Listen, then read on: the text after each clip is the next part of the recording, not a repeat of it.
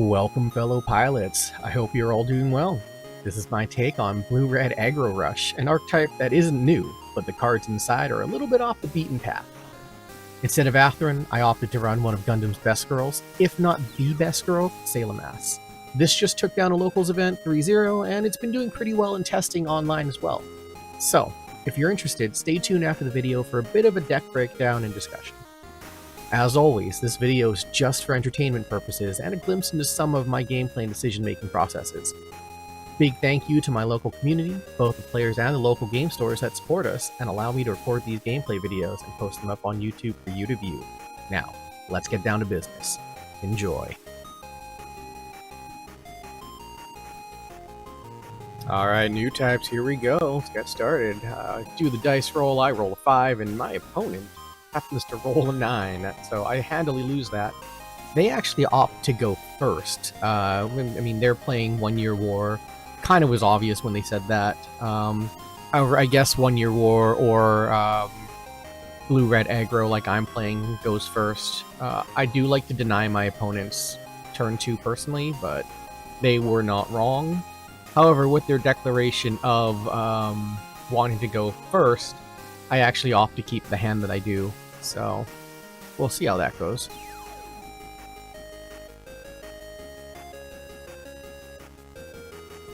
He mulligans his hand, I keep mine, kind of just going on the fact that I am on turn 2, so I'll be able to get my gun cannon out, hopefully I draw a pilot, and make use of that.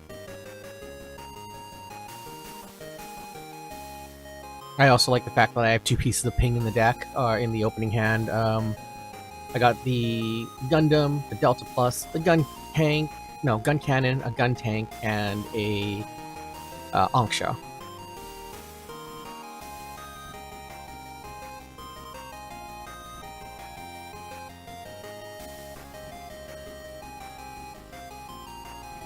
He plays his card down, passes turn. I actually top deck a Jim, so I'm doing pretty good on my curve right now. Very lucky top deck.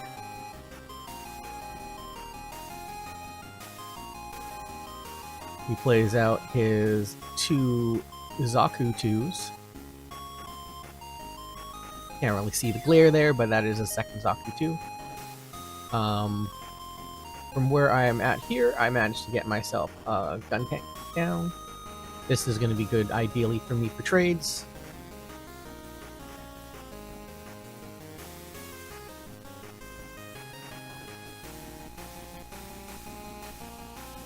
I opt not to swing my Jim down just yet because I want to see what's going in there. I don't really want to offer it into like a Zaku char with Zaku.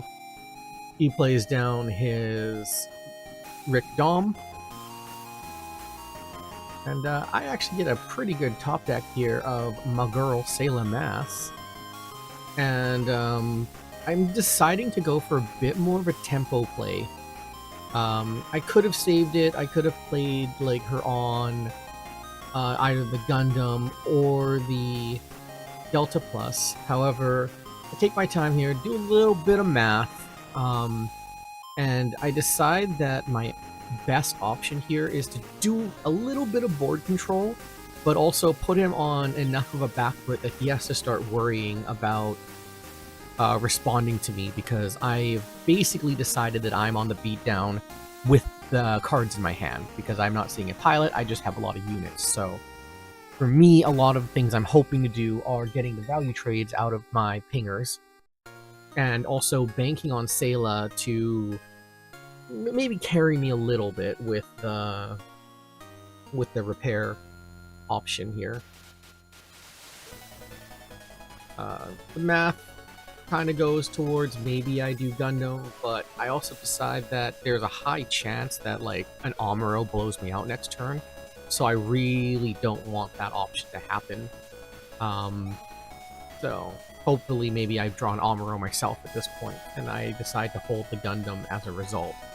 So instead of that, I go pair with Sayla, and I do use my EX resource here, choosing to tap down his Zaku 2 because I have to, but I gun cannon and or sorry, Gun Tank and Anksha his unit down.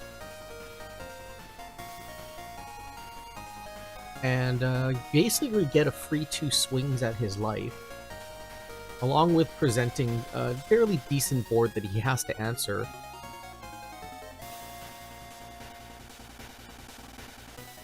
It also makes his ability to just drop an Amuro here a little bit less awesome, because I could Amuro him in response, or throw down something like Amuro, Gundam Amuro and Anksha into response as a result. My opponent is doing a little bit of math here, and you'll find in these matchups that the combat math is a little bit more in depth than when you're playing with blockers and so forth, because you're often playing, deciding how your trades are going to go and how far along you can get. I don't know if he's running any Show of Resolves in his deck or anything of that sort, so my card draw might be more limited than his, because my list does not run any Show of Resolve. It's a straight-up aggro list, with a little bit of elements of control to try and mitigate that need.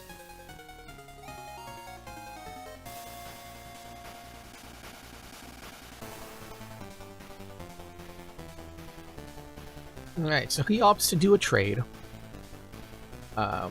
And he's going to do another trade here.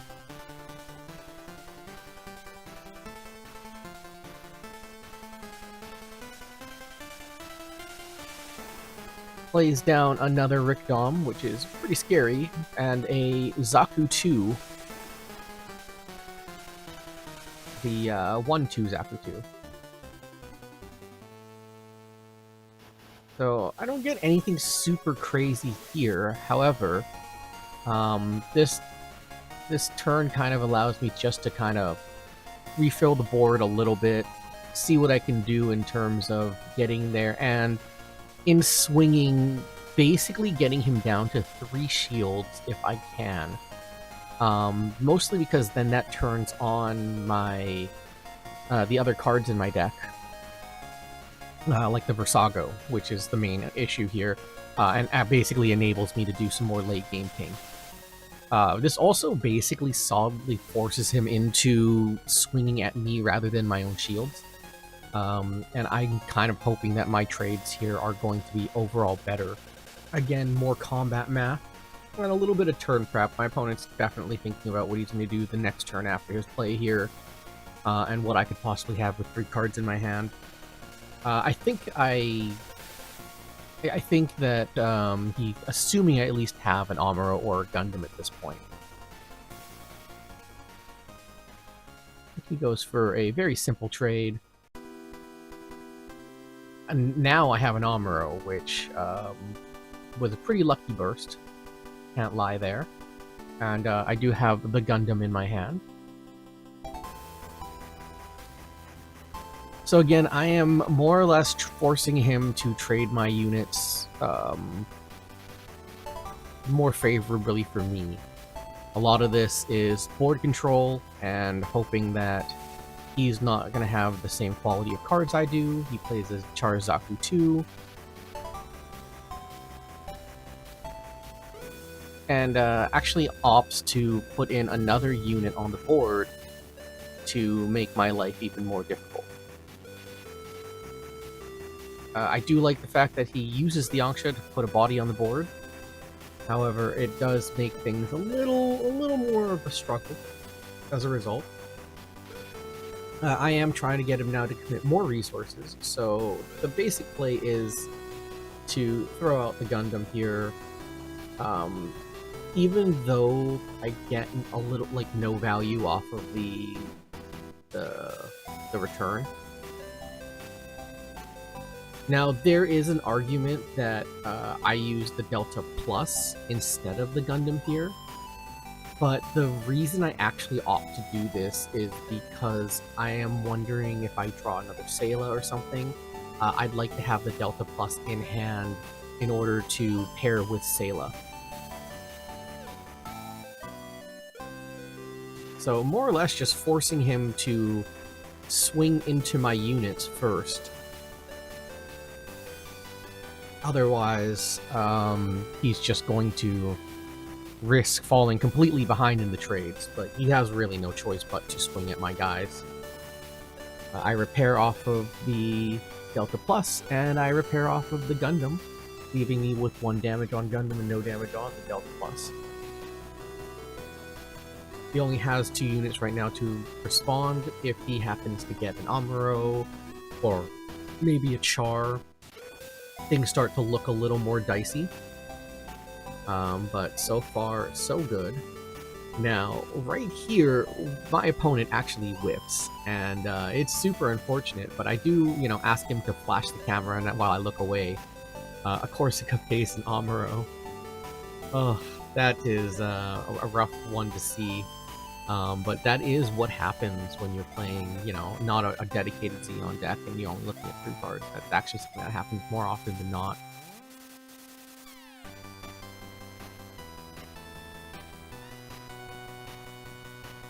A Anksha, and get the trade on there, take the Anksha into Amuro.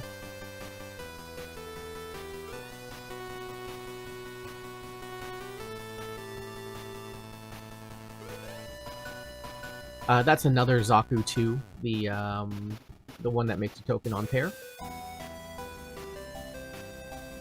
So now I'm just kind of throwing more bodies out onto the board because, again, he doesn't have blockers, so the strategy here is to force him to respond to my cards.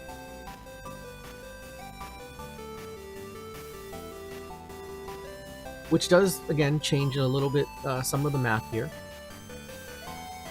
Because, I mean, if he has a base or anything of the sort, things get a little more complicated, and lo and behold, he has the white base. And also seeing that token generator down there, I do actually assume he's going to have either a Char or maybe an Amuro or something to try and get my cards down. So I am kind of just waiting to make the best value out of that Anksha as I can. And lo and behold, he has the Amuro. And he decides to actually, he's still on the back foot, so he doesn't actually go for a trade up. He actually decides to tap down my Rizal, or not Rizal, my Delta Plus, and do the trade there. He thinks about it for a minute, but yeah, ultimately he does opt for the trade.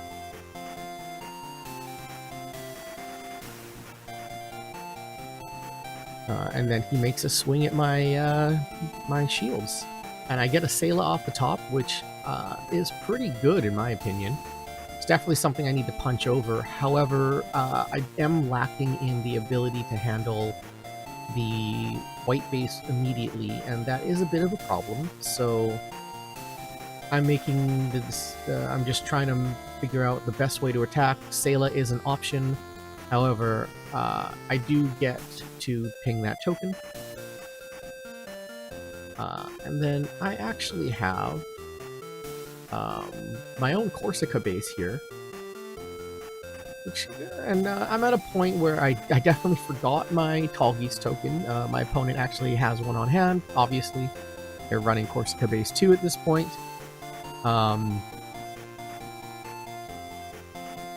And rather than actually swing at their base, I make the decision to do a little bit more board control because taking out their big unit right now does protect my Corsica base a little bit, also protects some of my units from clapback.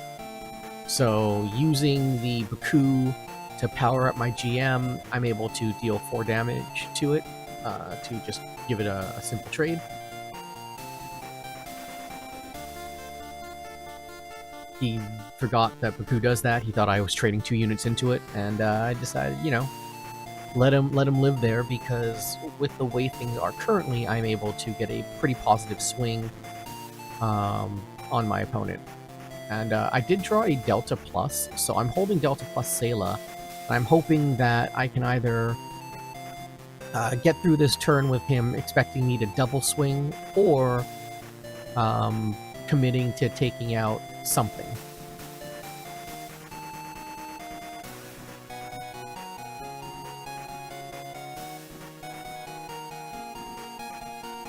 Worst case scenario, an Amuro would be very painful here, but I was fairly confident he didn't have one. Now he's making some decision making, figuring out some math again. He is at 2 cards, kind of fighting for his life. We're just discussing what on table, how I would have to swing. And basically right now it's commit 2 cards to swing at the white base. That we can we can see. Not knowing that I have a Delta Plus and Sayla in hand. Unfortunately for my opponent, he doesn't have an Amuro, but he does have a Corsica base to put a Tallgeese out. I give him back his token. Because, I mean, my opponent chooses his own tokens. At this point, right? He's the one who was prepared, I am not.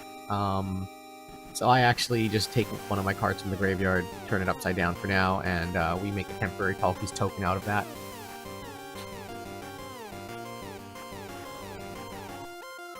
So his 1 card in hand is most definitely a pilot.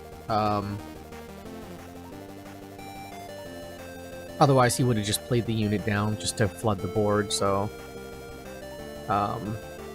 It is a Char, and he uses it to take out my Baku because it does help his combat math a little bit. Unfortunately for him, using the shield to dig as he did, I do have game in hand unless he pops, unless I pop a shield out of that last card. So, going in hard, I put Sayla on the Delta Plus, and have Sayla make a big swing at the base. Oops.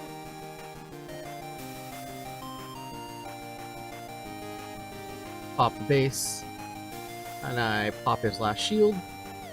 It's not a base, and I go in and go for the kill. And that's it. Alright everyone, welcome to the post-match commentary, deck breakdown section of the video. As you can see, this is a red-blue aggro list. It's running the Versago tech, the Baku tech, but I did opt to not run Atherin. I found Atherin was a little lacking in my own testing, and it's a personal preference. I don't actually think the Atherin deck is bad. However, I do think that I personally like having more options for pairing, and also a pilot at the level 3 area, because it actually allows me to do something like GM or Hyzak, and then pair one of them, or put a pilot on the one I played beforehand, and break a base. It is a bit of a waste of a pilot, however, it does let me play it aggressively, and a 3-3 with repair 1 is no joke. Gun Cannon, however, with Sayla is very strong in the aggro mirrors. Yes, she's not exactly a 4-4 like Amuro, that helps with blockers, but a 3-4 repair 2 that also happens to tap down a thing is invaluable for the aggro matchup. I actually treat Delta Plus personally like my Rizels, and the fact that I now have 2 pilots that link with it makes me a lot more comfortable than having it as a Rizel, and I feel like I get a lot more value out of it than Rizel. Also, just, you know, Sayla onto Rizel and Sayla onto Gundam. Sayla onto Gundam, even if you can't swing right away, gives the Gundam repair 3. And then it also gives the Delta Plus repair 2, which kind of just makes it a, you know, baby Gundam. I quite enjoy it. The Baku is pretty strong overall with the deck. As you can see, there's a bunch of 1-drops. I went a little bit less on them. I feel like 10 is the right number. 12 is a little high, especially when you do have Gun Tank in the mix already. And the Versago I actually quite liked, so I decided to go with 4.